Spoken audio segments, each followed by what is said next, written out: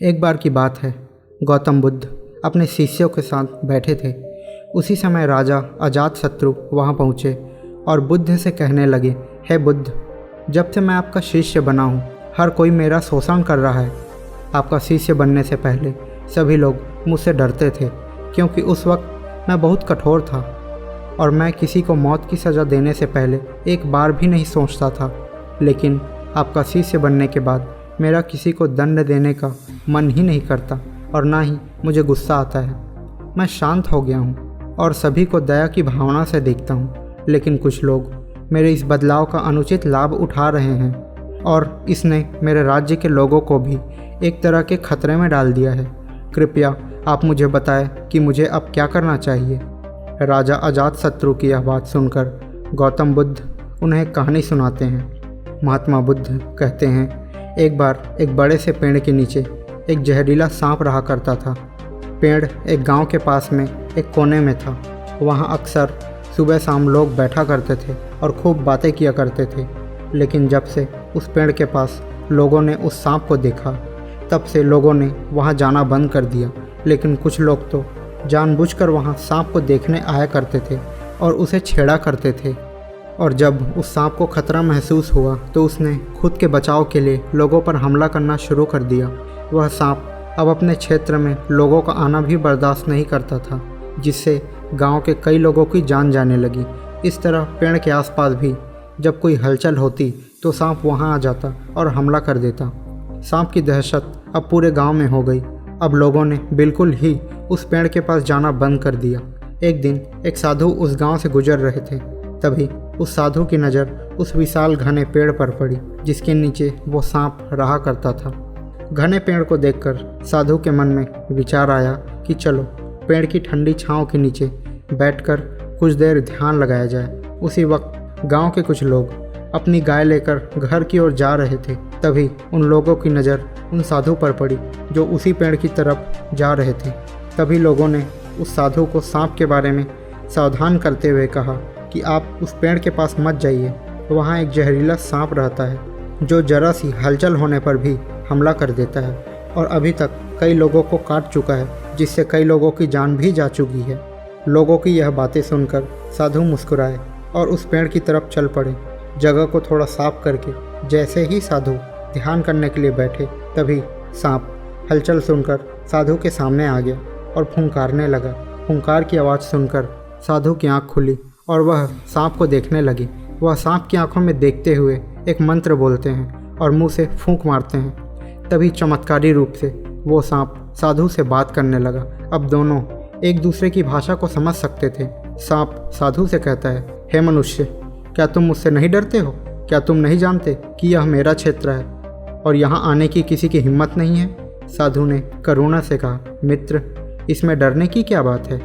मैं किसी भी चीज़ से नहीं डरता, क्योंकि जब मैं जीने का लोभ ही नहीं रखता तो मृत्यु से कैसा डर?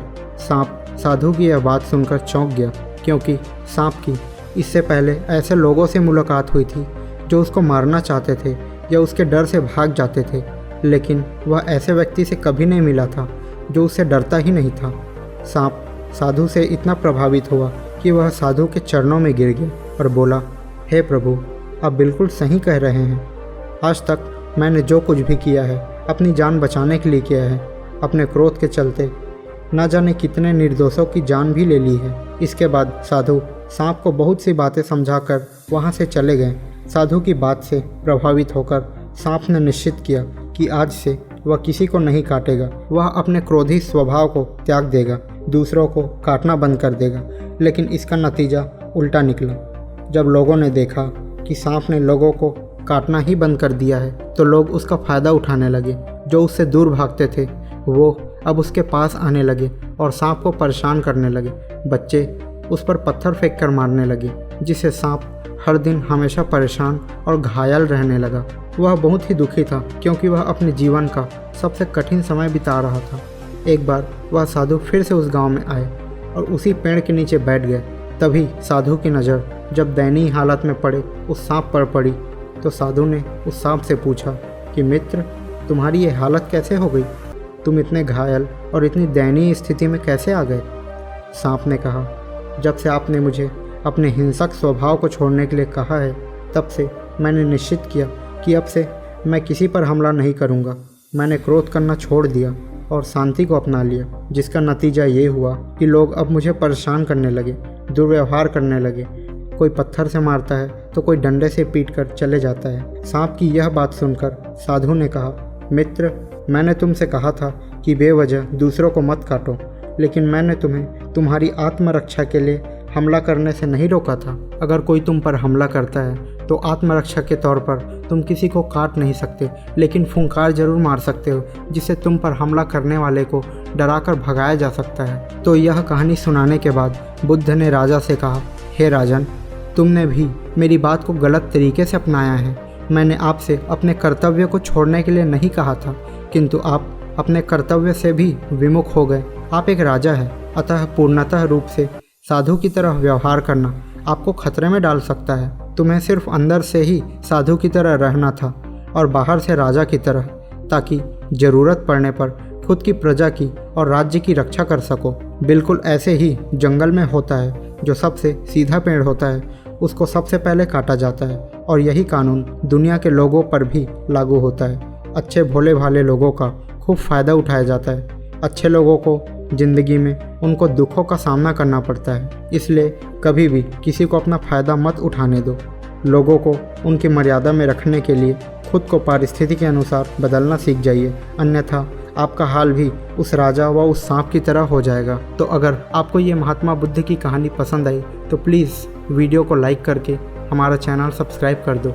इस चैनल पर हम ऐसी ही प्रेरणादायक कहानी आपके लिए लाते रहते हैं, जो आपको जीवन जीने का एक नया महत्व सिखाएगी। धन्यवाद।